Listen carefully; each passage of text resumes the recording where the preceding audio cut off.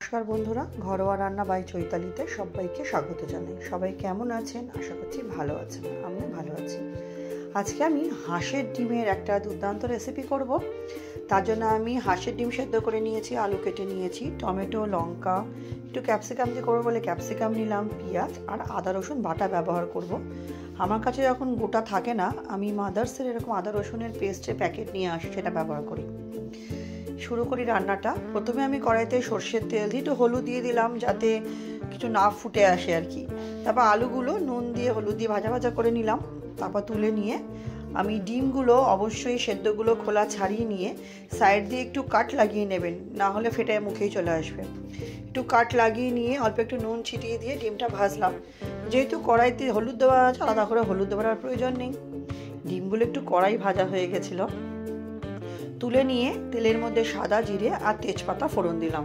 দিয়ে ফোড়নটা হালকা ভাজা ভাজা হলে এর মধ্যে আমি দিয়ে দেবো ক্যাপসিকামগুলো দিয়ে হালকা ভাজা ভাজা করার জন্য এর মধ্যে নুন হলুদ দিয়ে দেবো।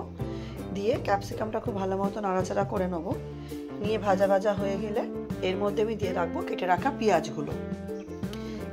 পেঁয়াজগুলো দিয়েও খুব ভালো মতো আমাকে ভাজা ভাজা করতে হবে। কিছুক্ষণ ঢেকে রাখবো আমি। তাতে কি হবে, পেঁয়াজ আর ক্যাপসিকামটা একটু মজে যাবে। ভালো মতো কষিয়ে নিতে হবে। নতুন বন্ধু যারা আমার চ্যানেলে নতুন, ভিডিওটি প্রথম দেখছেন, আমার রেসিপিগুলো যদি সামান্য হলেও ভালো লেগে থাকে চ্যানেলটি সাবস্ক্রাইব করে পাশে থাকার অনুরোধ রইল। পাশে থাকা বেল আইকনটি প্রেস করে অল নোটিফিকেশানটা অন করে নেবেন, যাতে আমি চ্যানেলে যখনই নতুন নতুন রেসিপি আপডেট করব সবার আগে আপনাদের কাছেই নোটিফিকেশান পৌঁছে যাবে। আর ভালো লাগলে লাইক করে দেবেন, শেয়ার করে দেবেন। আর পুরনো বন্ধুদের অনেক ধন্যবাদ পাশে থাকার জন্য। দেখুন, আমার পেঁয়াজ আর ক্যাপসিকামটা ভালো মতো বেশ কষে গেছে, মজে গেছে আর কি। আরও কিছুক্ষণ নাড়াচাড়া করে নিচ্ছি। আপনারা অনেকেই অনেক সুন্দর করে হাঁসের ডিমের রেসিপিগুলো বানান। আমি কি পদ্ধতিতে বানালাম সেটাই আপনাদের সাথে আজকে শেয়ার করলাম। অবশ্যই দেখবেন, অনুরোধ করব স্কিপ না করে দেখবেন, কারণ আমার ভিডিওগুলো খুব একটা বড় হয় না। আর ভালো লাগলে লাইক করে দেবেন, শেয়ার করে দেবেন। এবার আমি এটার মশলা বেটে রেখেছিলাম টমেটো আর লঙ্কা, সেই পেস্টটা আমি দিয়ে দিলাম। সেই পেস্টটা দিয়ে ভালো মতো মশলার সাথে আমাকে এটা মিশিয়ে নিতে হবে। আমি কিন্তু কোনোদিনও কারোর ভিডিও স্কিপ করে দেখি না, দেখলে ফুল ওয়াচ করি, আর যদি সময় না থাকে পরে দেখি। তাই অনুরোধ করব আমাকেও আপনারা সহযোগিতা করবেন, পাশে থাকবেন। আর সুন্দর সুন্দর কমেন্টের মাধ্যমে উৎসাহিত করবেন যে কেমন লাগলো রান্নাটা। ভালো লাগলে অনুরোধ করব অবশ্যই ট্রাই করবেন। টমেটো লঙ্কাটা খুব ভালো মতো কষিয়ে নেবার পর আমি আদা রসুনের পেস্ট এর মধ্যে 2 চামচ দেবো। দেওয়ার পর আমাকে খুব ভালো মতো আদা রসুনটা মশলার সাথে মিশিয়ে নিতে হবে, যাতে কাঁচা গন্ধটা মশলা থেকে চলে যায়। আমার তো হাঁসের ডিম খেতে খুবই ভালো লাগে। আপনারা কার কার হাঁসের ডিম পছন্দ অবশ্যই জানাবেন। অনেকের হাঁসের ডিম পছন্দ হয় না, তো এটা আপনারা পোলট্রির ডিম দিয়েও বা মুরগির ডিম দিয়েও এই রেসিপিটা ট্রাই করতে পারেন, অসুবিধা হয় না, ভালোই লাগে খেতে। আমি রান্না করার মাঝে মাঝে কিছুক্ষণ ঢেকে রাখছিলাম, তাতে কি হয় মশলাগুলো খুব সুন্দরভাবে মজে যায়। দেখুন, খুব সুন্দরভাবে আমার সেদ্ধও হয়ে গেছে মশলাগুলো।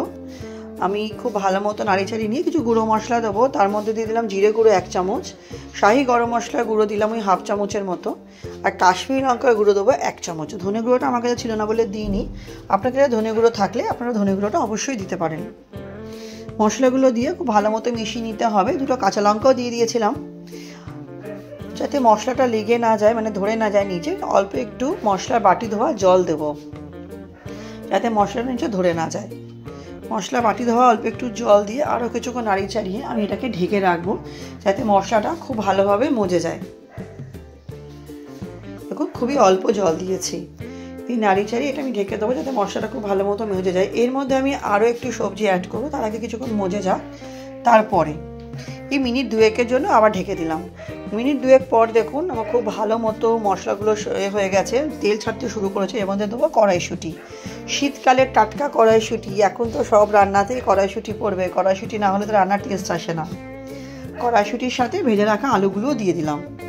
দিয়ে একটু ভালো মতো কষিয়ে নাড়াচাড়া করে নিয়ে এর মধ্যে আমি ভাজা ডিমগুলোও দিয়ে দেবো, কারণ ভাজা ডিম দিয়েও একটু কষাতে হবে, আর ডিমের মধ্যে মশলাটা ঢুকবে কী করে, তাই না? ভাজা ডিমগুলো দিয়ে ভালো মতো কষে নেবো রেসিপিটা। দেখতে থাকুন।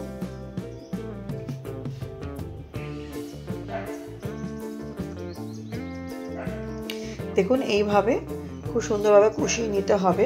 এটার আপনারা যদি কষা কষা খেতে চান তাহলে এই আমি মশলার সাথে মিশিয়ে নিচ্ছি, এরপর আমি কিছুক্ষণের জন্য আমি ঢেকে রাখবো মিনিট 3-4-এর জন্য। ঢেকে রাখার পরে দেখুন এই যে টেক্সচারটা এসছে। যদি আপনারা কষা খেতে চান এভাবেই নামিয়ে নিতে পারেন, কিন্তু আমি একটু ঝোল রাখবো, কারণ যেহেতু ভাত দিয়ে খাওয়ার ব্যাপার আছে আর আমি একটু ঝোল ছাড়া খেতে পারি না, সেই জন্য অল্পই ঝোল দিলাম, খুব একটা বেশি দিইনি। আপনাদের যেটুকু প্রয়োজন সেরকম টাইপের আপনারা ঝোল দেবেন। যদি কষা খেতে চান জল দেওয়ার প্রয়োজন নেই। জল দিয়ে কিছুক্ষণ নাড়াচাড়া করে এটাকে আমি ঢেকে রাখবো। এবার ঢেকে রাখবো হচ্ছে মিনিট 5-এর জন্য ঢেকে রাখবো। একটু খুন্তির সাহায্যে সমস্ত কিছু আমি আর কি সাইড থেকে সরিয়ে সামনে এনে দিলাম। মিনিট 5-এর জন্য ঢেকে দিলাম। মিনিট 5-এর পর দেখুন রেসিপিটা আমার রেডি হয়ে গেছে গরম গরম পরিবেশন করার জন্য। তাহলে রেসিপিটা আমার রেডি হয়ে গেছে, গরম গরম পরিবেশন করার পালা। আর ভিডিওটাও আজকের মতো এখানেই শেষ করছি।